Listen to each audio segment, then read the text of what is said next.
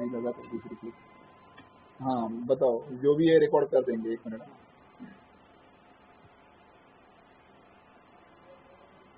हाँ बोलो, शुरू करो। ऐसा है कि एक भाई मेरे से 2.5 लाख रुपया मार के ले गया बापू जी का नाम से। तो क्यों ले गया है, संदेश के सामने मैं धरने पे बैठा था, तो उसने देखा कि भाई ये 4-4 गाड़ियाँ इसको पुलिस की पकड़ नहीं सकी, वो हमारे पीछे लग गया। जहाँ मैं दीपक स्टॉल में सेवा करता था वो मेरे साथ खड़ा हो जाता था, मैं जहाँ जाता हूँ मेरे से बैठता था, और जो भी बात कहे बापू जी के बारे में वो सही निकली। तो जहाँ हम रहते थे वहाँ मकान किराए पे ले दी। अच्छा। तो ऐसा है, वो उसने ऐसा दिखा दिया कि बापू जी के लिए मैं हर हफ्ते 108 पाठ करता हूँ श्री आशा रामायण, और 100 बार हनुमान चालीसा पढ़ता हूँ, 2 शत बार पाठ कर कोई छूटे बंद महासुख। ये ऐसे बापू जी के लिए। और बापू जी का जन्मदिन था क्या, 72वां जन्मदिन था। हाँ, तो उन्होंने दिए लगाए, एक दिया मेरे से दिलाया दिखाने के लिए कि मैं बापू जी के इतने करीब हूँ, इतना बापू जी को मानता हूँ। तो आश्रम में जो बात आए उसकी साथ लिखी। तो एक बार मैंने उसको कहा, प्रभु जी ये बड़ बाबा का छप्पर है, ये तो पानी गिरता है तो भाई लोगों पे पीला पीला पानी गिरता है तो दाल जाते नहीं है, तो क्या इसको चेंज नहीं करते? कहता बापू जी ने तो उसकी आज्ञा कर दी है चेंज करने के लिए। मैंने कहा ठीक है, बापू जी ने आज्ञा कर दी, आज्ञा नहीं मानते बापू जी की। तो मैं वहाँ संचालक के पास गया, तो मैंने कहा बापू जी ये भाई लोग जो आते हैं वो हमारे लिए पूजनी है, करना करते हैं, तो इसका छप्पर चेंज करो। ये 3.5 साल पहले की बात है, मैंने उनसे बात की थी, तो ये छप्पर चेंज क्यों नहीं होता? तो कहते हैं देखो बापू जी ने तो आज्ञा कर दी, कब होता है? तो अभी तक ये 3.5 साल पहले की बात है, अभी तक छप्पर चेंज नहीं है। तो एक भाई से और बात मैंने की, तो बापू जी ने ये 7 साल हो गए आज्ञा कर दी है, चेंज नहीं हो रहा। अब बापू जी की आज्ञा नहीं मानते, कितना पाप ले रहे हैं अपने ऊपर ये। कहते हैं कि भागवत में एक श्लोक आता है, भगवान कृष्ण सुदामा जी को कहते हैं, प्रिय मित्र मैं सबका आत्मा हूँ, सबके हृदय में अंतर्यामी रूप से विराजमान हूँ। गृहस्थ के धर्म पंच महायज्ञ आदि से, ब्रह्मचारी के धर्म उपनयन विधान आदि से, वानप्रस्थी के धर्म तपस्या आदि से, जो सब ओर से उपरत हो जाना, उस सन्यासी के धर्म से भी इतना संतुष्ट नहीं होता जितना गुरुदेव की सेवा से संतुष्ट होता हूँ। अरे भगवान ने कह दिया है कि गुरु ही सबसे ऊपर है, तुम कुछ जो साधना करते हो करो, नहीं करते मत करो, सेवा करते हो ये साधना से ऊपर है। ये भगवान के वचन है, मैं नहीं कह रहा। 10वां स्कंद 80वां अध्याय 34वां श्लोक है, भागवत में पढ़ लेना है, ये भगवान के वचन है। फिर भगवान ने कहा है जो गुरु की आज्ञा नहीं मानता वो आताताई, ये 6 तरह के आताताई कह रहे हैं, तो मेरे को ध्यान नहीं है क्या है। तो आग लगाने वाला, किसी पत्नी के हरण, किसी की पत्नी को हरण करने वाला, किसी का मर्डर करने वाला, ऐसे तरह 6 तरह के आताताई का एक गुरु की आज्ञा ना मानने वाला वो भी आताताई है। तो जो गुरु की आज्ञा नहीं मानता आताताई बहुत बड़ा पापी होता है। तो अपने आप को समझो कि मैं क्या कर रहा हूँ, मैंने जो कर रहा है तो उसका मनुष्य शरीर में आना मुश्किल होता है। क्यों मनुष्य में शरीर में आना मुश्किल होता है कि मैंने एक बार कहा, शास्त्रों में पढ़ा था, जो गुरु की आज्ञा नहीं मानता विष्ठा का कीड़ा बनता है, विष्ठा का कीड़ा बनता है और उसका मनुष्य शरीर में आना मुश्किल हो जाता है। तो मैं एक बार सदगुरु महाराज के सामने पूजा पाठ कर रहा था, तो उन्होंने मेरे को प्रेरणा की कि विष्ठा का कीड़ा तो बनता है, लेकिन बीच बीच में मैं उसको समृद्धि देता हूँ।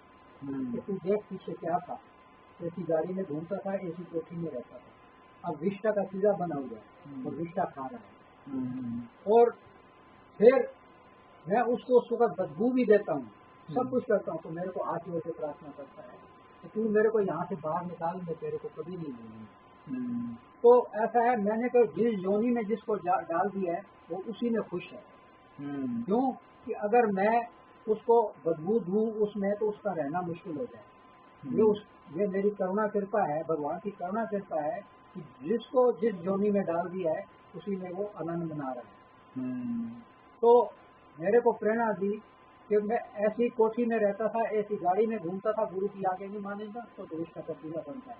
तो फिर मेरे को प्रार्थना करता है तो मैं उसकी प्रार्थना स्वीकार करता हूँ, तो मैं उसको मनुष्य शरीर देता हूँ, वो भी कोड़ी का, शरीर से पीत निकल रही है, दुर्गंध आ रही है, और उसी में वो रहता है। फिर मैं उसको समृद्धि देता हूँ, तो मैं फिर वो मेरे को प्रार्थना करता है। जब मैं उसको प्रार्थना स्वीकार करता हूँ तो किसी संत की शरण में भेज देता हूँ। जब संत की उस पर कृपा होती है तभी उस रोग से छूट सकता है, नहीं तो नहीं छूट सकता है।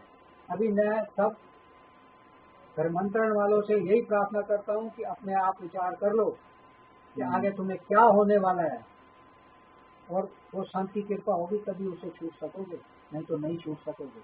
अभी विचार कर लो। ब्रह्म ज्ञानी का दर्शन करने के लिए एक विद्याधरी थी। उस विद्याधरी को एक ब्रह्मांड से दूसरे ब्रह्मांड में जाने की विद्या पहले सीखनी पड़ी। हाँ, उसके बाद वो वशिष्ठ जी का दर्शन किए। ऐसे योग वशिष्ठ में आया है। हाँ, तो सोच लो कि हमको बापू जी का जो दर्शन इतने सहज में मिल रहा है। बापू जी के वचन, बापू बोले कि इन्होंने तपस्या की, नारायण स्तवन का मंत्र दिया, शिव जी के प्रसन्न होके फिर नारायण प्रसन्न हुए। फिर वो बोले कि तुमको संत मिलेंगे, सत्संग मिलेगा। बापू बोले तुमको तो ऐसे ही मिल रहा है, लेकिन हम कदर नहीं कर रहे हैं। इसके कारण ये सब अपने साथ भी ऐसे अपना प्रारब्ध ऐसा बनता है। एक बार 2011 में नासिक में शिवरात्रि का था, तब बापूजी उधर बैठे थे और बापूजी को तिलक चंदन रखने की सेवा थी एक भाई की। उसने क्या किया, वो दूसरा कुछ स्टॉल में लग गया, पैसे कमाने के चक्कर में आया, उधर ज्यादा ध्यान देने लग गया, बापूजी की सेवा में ध्यान नहीं दे।